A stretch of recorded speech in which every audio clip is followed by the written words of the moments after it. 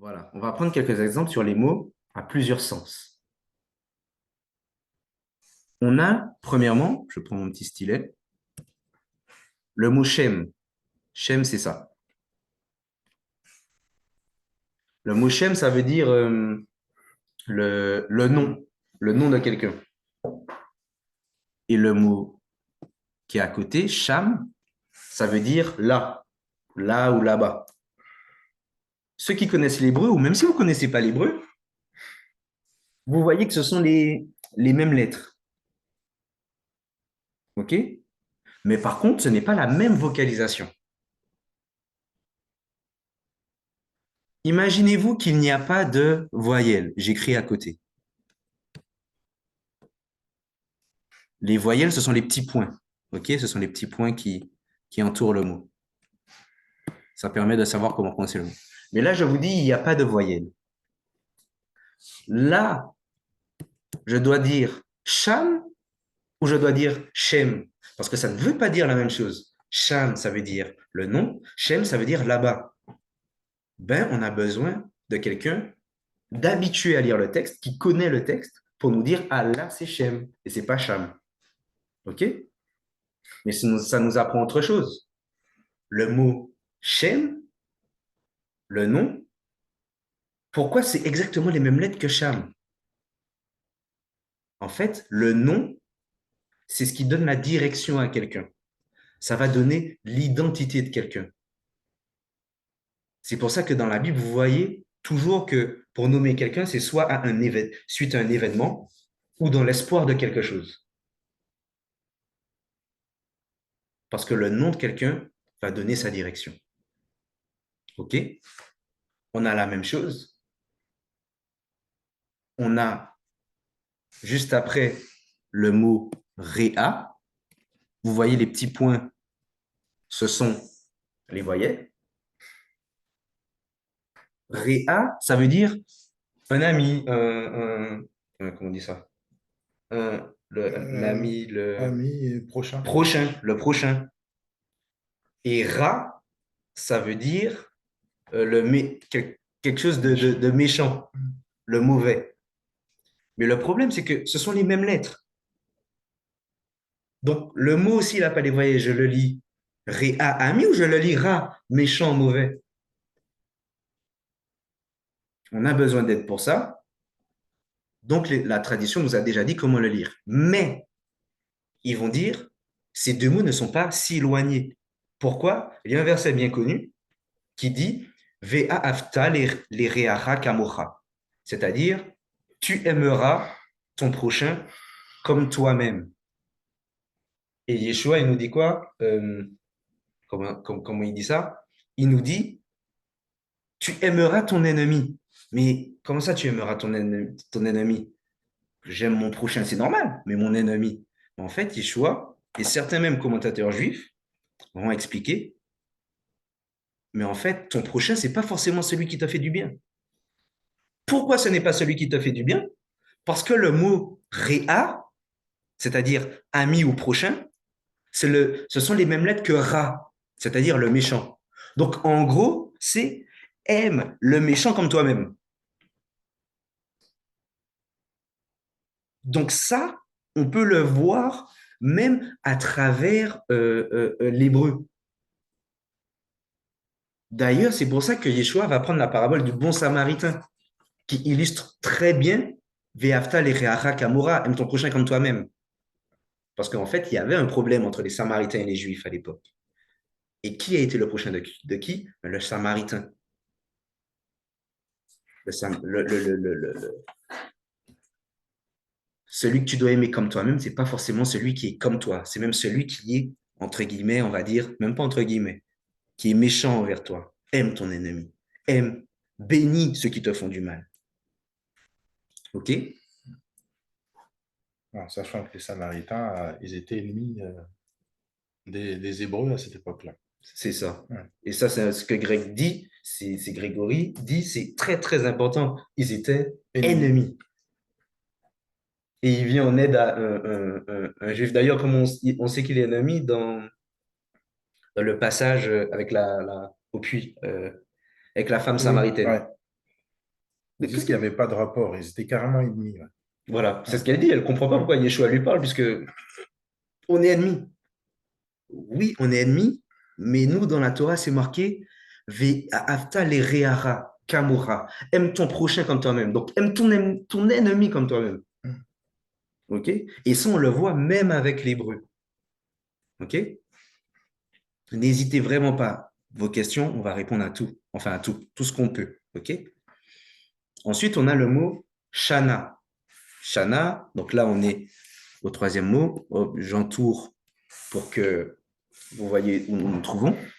Shana, ça veut dire année. Peut-être parmi vous, hein, il y en a qui connaissent la fête de Rosh Hashanah, qui veut dire la tête de l'année. En gros, chez les Juifs, ça veut dire le nouvel an. On va dire ça comme ça. OK? Et c'est une fête. Shana, ça veut dire année, mais c'est aussi un verbe qui veut dire euh, répéter. Répéter quelque chose ou changer quelque chose, voilà. Répéter et changer. Mais pourquoi ce sont les mêmes lettres? Et quand je lis Shana, je dois comprendre répéter, changer, ou je dois comprendre Mm. année? Mm. Forcément, je vous dis ça comme ça, il ne faut pas avoir peur. Le contexte nous aide à savoir même. OK? Mais si ce sont les mêmes lettres, ce n'est pas en vain. Dieu n'a rien fait au hasard. Dieu fait tout pour un but. Shana, les années, ben, elles se répètent. Chaque année, on a automne, printemps, été, hiver. Mm. Donc, elles se répètent. Mais elles se répètent comment? En changeant. Parce que plus les années passent, plus nous changeons. On grandit, on change. On a des victoires, on a quelques échecs malheureusement, mais on tombe, on se relève, on s'améliore. C'est pour ça que Shana, ça veut dire répéter, mais aussi changer. Parce que les années se répètent, mais elles changent. OK? Et elles changent en bien ou en mal pour certains événements. OK? Ensuite, là, pour ceux peut-être qui ont vu notre vidéo, nous avons à droite le mot rafash et à gauche le mot rafas. Ah oui, je viens d'y penser. Pour ceux qui ne savent pas, l'hébreu, ça se lit de droite à gauche et pas de gauche à droite comme en français. OK? C'est de droite à gauche. Comme peut-être vous connaissez, peut-être certains vous connaissez l'arabe, c'est comme ça, de droite à gauche. OK? Donc on a le mot rafash qui veut dire rafash, c'est la liberté, c'est être libre, être affranchi. Et Rafas, c'est, tu la chercheras comme un trésor, dit le verset. Méditer. Méditer, fouiller, Oui. fouiller, ok? Il y a une différence de prononciation sur la dernière lettre. Il y en a un, ce sera Rafash, et l'autre, ce sera Rafas. Mais ce sont malgré tout les mêmes lettres, ok? Pour savoir un petit peu plus, il faudrait vraiment connaître l'hébreu.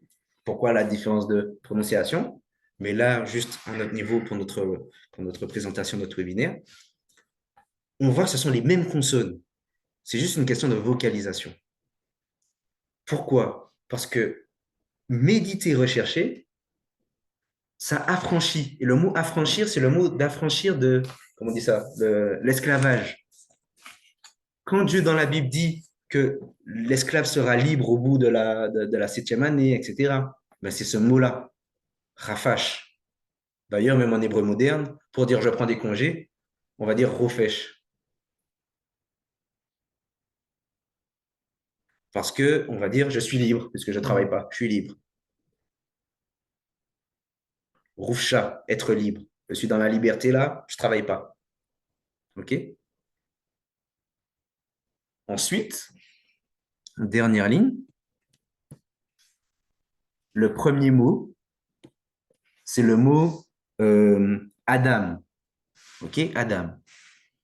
Adam, je pense que tout le monde a pu reconnaître, c'est le prénom d'Adam. Adam, que les Juifs vont appeler en hébreu Adam Arishon. Adam, le premier homme, en gros. Adam, on sait que ça vient du mot, juste à côté, Adama, parce que l'homme a été tiré de la poussière de la terre. Mais le mot Adam et Adama, juste en changeant les voyelles, ça va donner Edmé. Edmé, ça veut dire je ressemblerai. D'accord, Kevin, c'est bien beau tout ça, mais à quoi ça me sert de savoir ça? Ben, quand Dieu a créé l'homme, Dieu a dit, faisons l'homme à notre image et à notre ressemblance. Notre ressemblance, c'est la racine de Adam. Ça veut dire quoi? Adam, ça veut dire en gros, je ressemblerai. Je ressemblerai à qui? Mais à Dieu.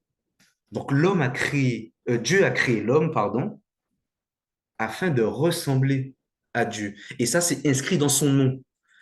Plus haut, on a dit quoi? Le nom, c'est l'identité. L'identité, c'est la direction. La direction de l'homme sur terre, c'est de ressembler à Dieu. Et ça, on le trouve dans l'hébreu qui nous explique ça à travers le nom Adam. Parce que nous, on sait pratiquement tout ce que ça veut dire. Adama, la terre, mais pas que. Ça veut aussi dire je ressemblerai. À qui? À Adonai. OK? N'hésitez pas à poser vos questions, hop, et vos interrogations.